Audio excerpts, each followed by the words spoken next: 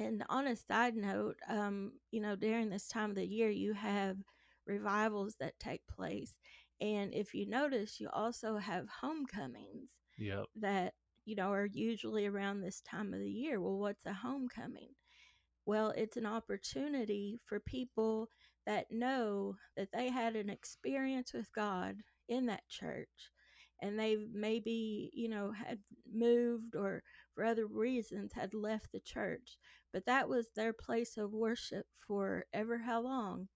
And homecoming is supposed to be coming back and rejoicing and, you know, thinking on the good things that happened in this place of worship. And of course, we always like to eat. So there's food at homecoming.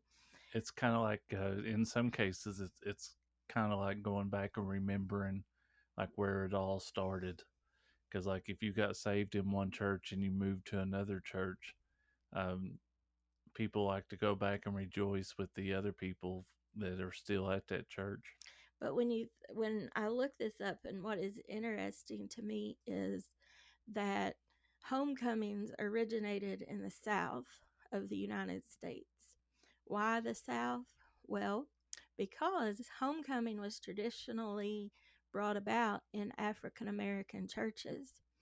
And so, you think about the slavery that took place in our nation years ago, and these African Americans would go back to where they met God and rejoice and have a reflection of the time that what God had freed them from. Yeah.